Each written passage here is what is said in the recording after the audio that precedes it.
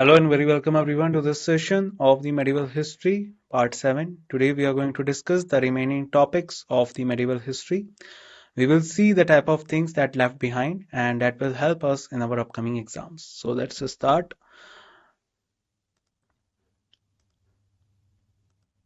Before we start, the images, text and other materials used in our presentations are for educational purpose only.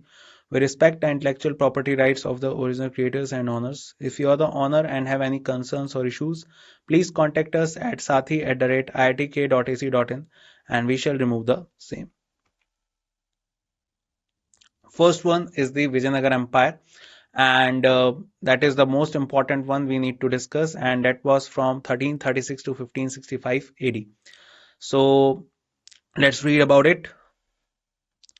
So Vijayanagar Kingdom or Vijayanagar Empire and the city were founded by Harihar and Bukka, sons of Sangama or Sangam, who were the feudatories of Kaktiyas and later became the minister in the court of Kampili.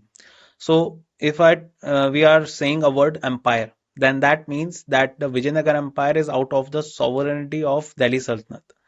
And the Harihar and Bukka, they were particularly took as the slaves by the Tughlaq dynasty. But when the Tughlaq dynasty started falling because of certain particular decisions that they made, so at that time Harihar and Bukka were sent towards Deccan to suppress a revolt. But as soon as they came towards Deccan, they started their own empire that was basically later known as the Vijayanagar Empire. And Harihar and Bukka were from Sangam dynasty of the Vijayanagar Empire. So Harihar and Bukka were basically the one who started this empire, and they were from Sangam dynasty in 1336 AD. Vijayanagar kingdom lay in the Deccan to the south of the Bahmani kingdom. Bahmani kingdom is another kingdom that was also formed during the Tughlaq dynasty time, and that was in 1347 AD. It was started by Hasan Gangu. Remember that. This period can be divided into four distinct dynasties, viz. Sangam, Saluva, Tuluva, and Aravidu. Kumara Kampana's expedition to Madurai was described in the Madura Vijayam, and he destroyed the Madurai sultans, and as a result the Vijayanagar Empire comprised the whole of South India up to Rameshwaram. So this is the time when Vijayanagar Empire was expanding and was controlling the major part of South India. So in South India that was Vijayanagar Empire, above it was Bahmani, and above that was the Delhi Sultanate. So that is how the Vijayanagar Empire was formed. Let's talk about the Sangam dynasty, 1336 to 1485. So Harihar and Bukka, Harihar 1 and Bukka 1, 1336 to 1356, they laid the foundation of Vijayanagar. Conflict of Vijayanagar Bahmani began with the foundation of the kingdom. So as soon as the Bahmani kingdom was founded in 1347, even before that, the conflicts were going on between these two empires. Then the clash of interest in three areas, that is Raichur Dwab, that is between the Krishna and Tungabhadra river. So I hope you know that Krishna is a very important river of South India, and Tungabhadra is one of the tributary, and between that particularly, if we talk about, there is a Dwab that is called a Raichur Dwab. So that is one of the conflict areas between the Bahmani and the Vijayanagar Empire. And Krishna Godavari Delta and Marathwada was also another particular reason. Why these are the reasons? Because this is the Deccan area, and the most important thing and a particular thing that is less in quantity is the water and the cultivation area. So that is why this region became a point of contention, bone of contention between these two regions. Then Bukka 1 was from 1356 to 1379. He strengthened the city of Vidyanagar and renamed it Vijayanagar. He restored harmony between the warring Vaishnavas and the Jains. The rise of Malabar, Ceylon, and other countries kept ambassador at his court. So that is about the Bukka 1. So Bukka 1 was from 1356 to 1379. Then comes the Harihar II, 1379 to 1404, and Bukkavan was succeeded by his son Harihar II. So he was the one who basically controlled the empire. So try to remember the chronology. First one was Harihar 1, then Bukka 1, then basically after that Harihar 2nd. Harihar 2nd was the son of Bukka 1, not Harihar 1st. Remember that first of all. Then the other point is that Vijayanagar city was basically founded by Bukka 1. Remember this point as well. And the earlier name was Vidyanagar. So here we can see the chronology. Sangam dynasty 1336 to 1485, Harihar and Bukka was the founder. Saluva dynasty 1485 to 1505, Saluva Narsimha was the founder. Then Tuluva dynasty 1505 to 1570, Veer Narsimha was the founder. Then Aravidu dynasty 1570 to 1650, that and that time Tirumala was the founder. Another question that could be asked is that arrange these four dynasties in chronology. So first one was Sangam, then Saluva, then Tuluva and Aravidu. So SSTA, remember it like this, and the first one is Sangam. So that was the starting of the Sangam dynasty and some other things related to it. Let's read more about it. So Devrai first, 1406 to 1422. He was the third son of Harihar II. Harihar II, I hope you remember, was the son of Bukka first. His greatest achievement was his irrigation works, where a dam was built across the Tungbhadra, with canals leading to the city. Niccolo de Conti visited Vijayanagar during his reign. This is really important, guys. Niccolo de Conti was a traveler of that time and he visited during the time of Devrai first. Then comes Devrai II, 1423 to 1446. He was the grandson of Devrai first and he began the practice of employing Muslim cavalrymen and archers in the army on large scale. Their induction had begun during Devrai first. So Muslim archers and cavalrymen were also introduced because at that time they were the more tactful one who were particularly good in warfares. And in his inscriptions, he has the title of Gaza Betekara, the elephant hunter, and Sri Lanka paid a regular tribute to him. Dindima was the court poet, whereas Srinatha was given the title of Kavi Sarva Bhauma. Abdul Razak, the envoy of Shah Rukh, visited Vijayanagar during his reign. So basically, remember two very important travelers. One is Niccolo de Conti, and another one was the envoy of Shah Rukh that visited during his reign was Abdul Razak. And who was Shah Rukh? Shah Rukh was, you can say, the successor of Taimur Lang. So do remember Devrai first and Devrai second. Let's read about Saluva dynasty now. So Saluva Narsimha founded the Saluva dynasty, and you remember this point that Saluva came after Sangam dynasty. Tirumal 1491 and Imadi Narsimha 1491 to 1505 both were minors during the regency of Narsa Nayaka. Vasco da Gama landed in Calicut during his reign in 1498, but at that time in Calicut the king was Jamorin. Remember that as well. So particularly during the time when Vasco da Gama came, who was the king of Vijayanagar? So that was Imadi Narasimha. Then came the Tuluva dynasty, that was from 1404 to 1505 to 1570, and that is very important one. And just after Saluva they came. So Veer Narasimha, 1505 to 1509, he was the son of Narsa Nayaka, became the king after the assassination of Imadi Narasimha, the last Saluva ruler. And during his time, Veer Narasimha, the king of Delhi Sultanate or the Sultan of Delhi Sultanate was Sikandar Lodi. At that time, yes, it was Sikandar Lodi.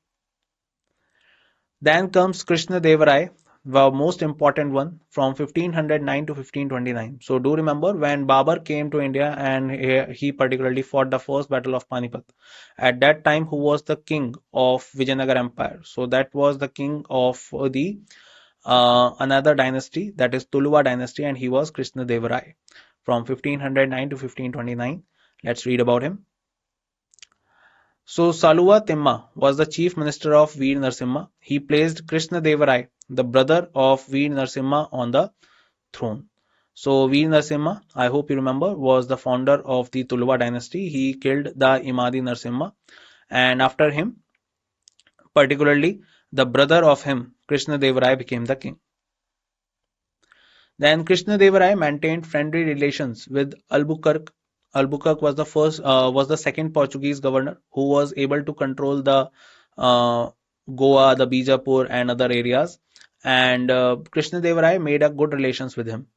Whose ambassador, Friar Louis, resided in Vijayanagar. He won Odisha, Gajapati kingdom for Vijayanagar, and Vijayanagar emerged strongest during his reign. So Krishnadevarai was the one who captured the area of Odisha, and he was the one in whose time the empire was on its peak. So do remember all about him. Let's read further. Let's read more about him. So he took the titles of Yava Naraja, Sthapanacharya, restorer of Yavana kingdom, that is Bidar kingdom. That is why he got this name, Yava Naraja. And Abhinav Bhoja, he is also known as Andhra Bhoja, Andhra Bhoj and Andhra Pitama. So do remember this point. This can be asked in the exams that which king or who was the king who was known as Andhra Pitama or Andhra Bhoj. So that was Krishna Devarai. Then he was a gifted scholar in both Telugu and Sanskrit, of which only two works are extant. The Telugu work on polity, Amukta Malyada, and the Sanskrit drama, Jambavati Kalyanam. So these are some of the texts and the things done by him. His court was adorned by the Astadigajas, the eighth celebrated poets of Telugu. So do remember these are the eight poets of Telugu, and they remained in his court that were known as Astadigajas. Then Pedana, they were basically the Manu Charitam. Then Timaya, basically Parijata Apaha Ranama. Then Bhata Murti, that Dhurati, Malan, Raju Ramchandra, Surona, and Tenali Ramkrishna, Pandu Ranga, Mahamatya. So these are some of the celebrated people in his court. Krishnadevarai, a contemporary of Babur, was the most illustrious ruler of the Deccan. I already told you that. Duarte Barbosa and Domenico Paes, Portuguese traveller, visited Vijayanagar during the time of Krishnadeva Rai, and before him Niccolo de Conte and Abdul Razak came. Then Achyuta Devarai, he became the king from 1529 to 1542. Krishnadevarai nominated his brother Achyut Devarai as the successor. During his reign, Farnao Nunes, a Portuguese horse trader, visited Vijayanagar. Then Venkata I, 1542, and Sadashiv Rai, 1543 to 1576. Real power was exercised by Ramraj Raya and his two brothers. Battle of Talikota, most important one, guys, also called as the Battle of Rakshasa Tangadi, was fought on 23rd January 1565. Ramraj was taken prisoner and executed by Hussain Nizam Shah I. So this was the time when the kind of a dispute arises in the Vijayanagar kingdom, and now the kingdoms start weakening, and because of which the local and neighboring states, which are ruled by the Muslim rulers at that time, they started approaching the Vijayanagar, and finally the 1565 Battle of Talikota became the battle in which Vijayanagar Empire was kind of destroyed. It remained for a bit of time after that, but not for long. So that's all about it. Let's read further. Then comes the Aravidu dynasty, that was from 1570 to 1650. For a short span of time they were.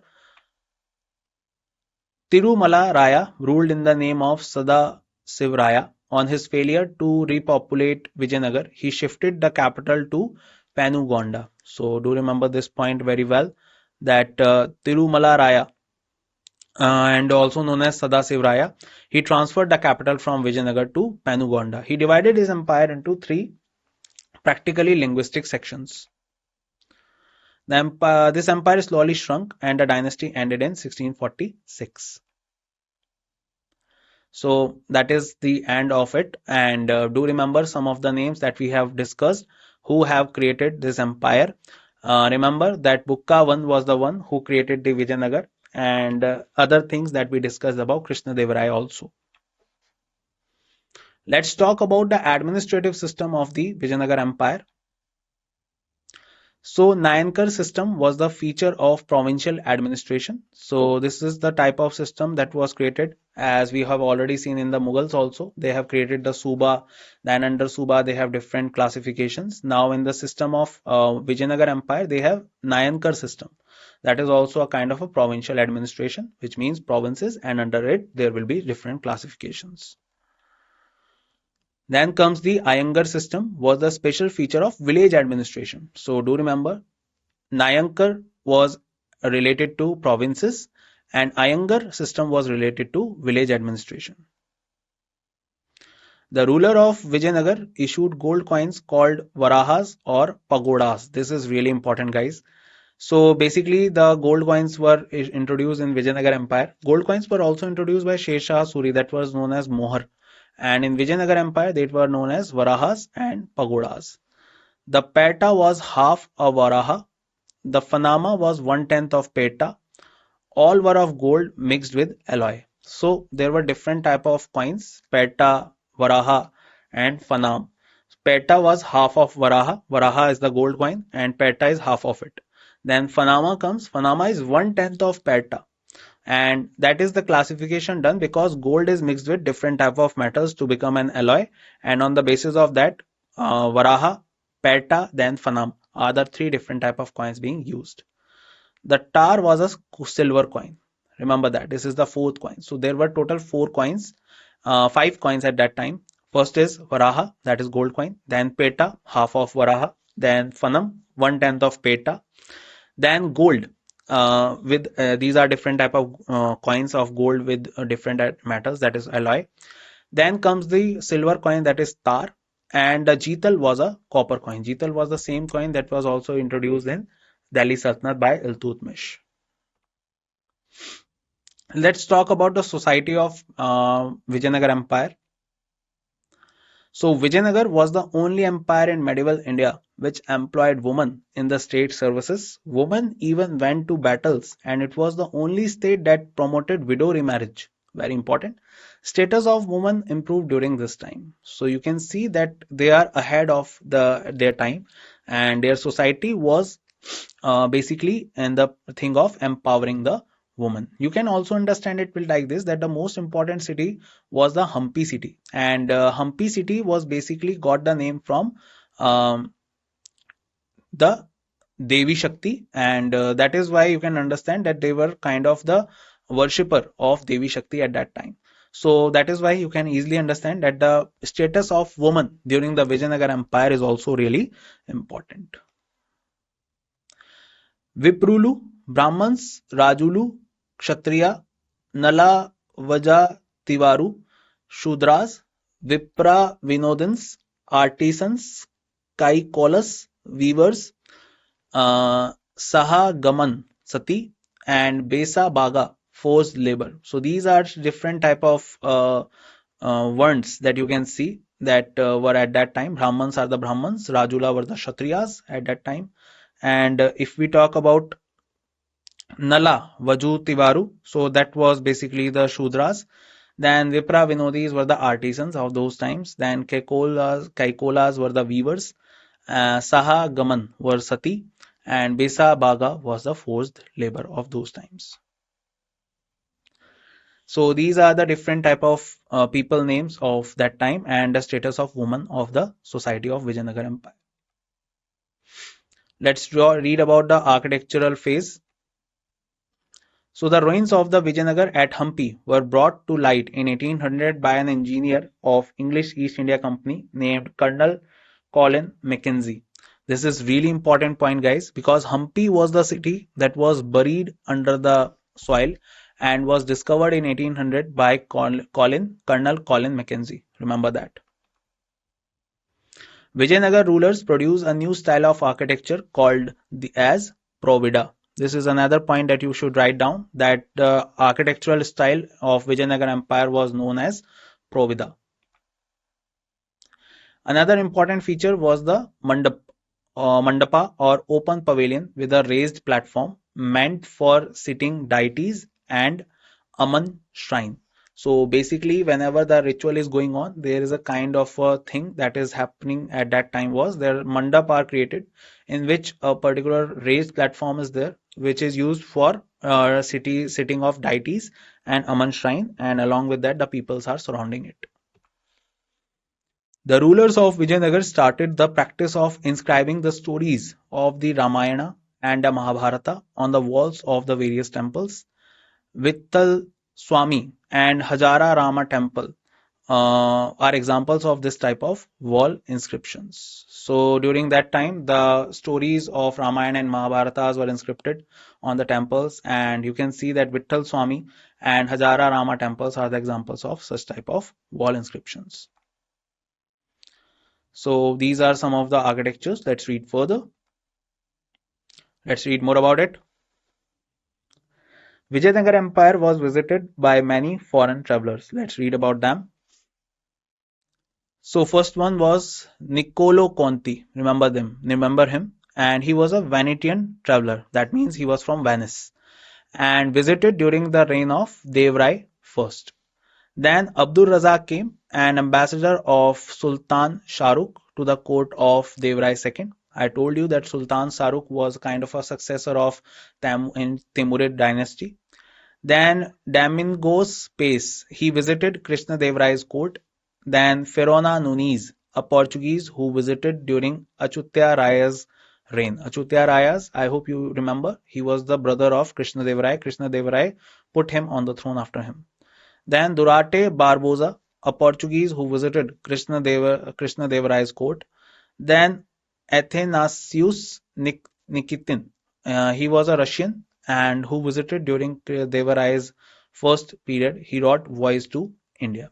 So these are some of the important travelers. Remember, out of all of them, Niccolo de Conti and Abdul Razak are the most important one. So I hope these point is also clear to all of you. Let's talk about another kingdom also, Bamini kingdom. It was created in 1347 by Hassan Gangu. So breakup of Bamini Empire into 5 kingdoms. So first one was Berar, that was 1484. Fatahullah Imad Shah, Imad Shahi, and the dynasty was Imad Shahi, and it was annexation was done in 1574 Ahmednagar by Ahmednagar. Then Bijapur. Bijapur was founded in 1489. Yusuf Adil Shah, Adil Shahi dynasty, it is famously known as. It was annexed in 1686 by Aurangzeb. Then Ahmednagar. Ahmednagar was another dynasty and another particular kingdom, and 1490 was the time. Malik Ahmad was the particular founder. Nizam Shahi is the name, and in 1633 it was annexed by Shah Jahan. Then Golconda was particularly the founded in 1518, and Kuil Qutub Shah was the founder. Qutub Shahi dynasty was the name, and in 1687 Aurangzeb was the one who annexed it. Then comes the Bidar, and Bidar was basically from 1526 to 1527. Amir Ali Barid was the founder, and Barid Shahi was the dynasty, and it was in 1610 that Bijapur particularly took the control of Bidar.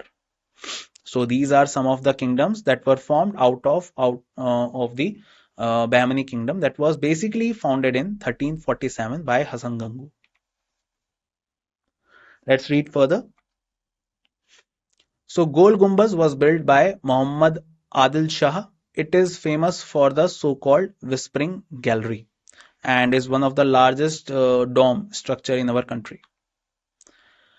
Then Queen Qutub Shah built the famous Golconda Fort, and that is also really famous in Golconda.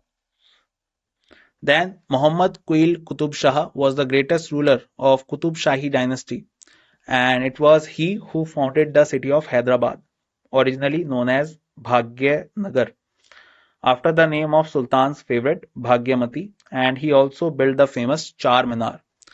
So this was all done by the Quili Qutub Shah, and Char Minar was basically built in the year, particularly when the plague was removed or eradicated from these areas. Then let's talk more further about the kingdom. So, Bahmani kingdom was basically founded by Alauddin Hasan Bahman Shah, 1347 to 1358. He was also known as Hasan Gangu, as I was saying, and he founded the Bahmani kingdom with its capital at Gulbarga. So, during the time when Muhammad bin Tughlaq was struggling, so two new kingdoms came out of it. One is the Vijayanagar Empire, another one is the Bahmani kingdom. Bahmani kingdom was further divided into different type of kingdoms. So it was founded by Bahman Shah, also known as Hasan Gangu, and that was done in 1347. Then comes the Tajuddin Firod Shah, 1397 to 1422. He was determined to make Deccan the cultural center in India. He inducted large number of Hindus in the administration on large scale. He paid much attention to the ports of his kingdom, Chaul and Dabol, which attracted trade ships from Persian Gulf and Red Sea. So basically, if we talk about Tajuddin Firod Shah, so this was the time when the Deccan became the cultural center, and the large number of Hindus were administered in large scales. And this was also the time when the large number of trade was going on with the Persian Gulf and in the Red Sea area. Then came the Ahmad Shah Wali from 1422 to 1435. He transferred the capital from Gulbarga to Bidar. Remember that? So there were two capitals basically. First one was Gulbarga, then later one was Bidar. So this was the time of Bahmani kingdom, and you can see here that how the Vijayanagar Empire was in south, then above it was the Bahmani kingdom, and above it was the Delhi Sultanate, which was also became started shrinking as this was the time when Sayyid dynasty was basically ruling the Delhi Sultanate during Ahmad Shah Wali's time. Let's read about Muhammad Gawan. So he was the Wakil as well as the Wazir of Muhammad Shah III between 1463 to 1481. He improved the administration, systematized finances, and encouraged public education, reformed the revenue system, disciplined the army, and eliminated corruption. In 1481, Muhammad Gawan, persecuted by the Deccan Muslims who were jealous of him, and sentenced to death by Muhammad Shah. He introduced the use of gunpowder in the war against the Vijayanagar kings in Belgaum. So this was the first time when the gunpowder was used against the Vijayanagar kingdoms. So this was a story of Muhammad Gawan and how he particularly was able to attack on the Vijayanagars and how he helped the Bahmani kingdom. And that's it in this session, guys. I hope you gained a lot of knowledge regarding the Vijayanagar Empire as well. I will meet you in the next session in which we will discuss further on history. And till the time we meet, bye bye. Take care, everyone, and see you soon.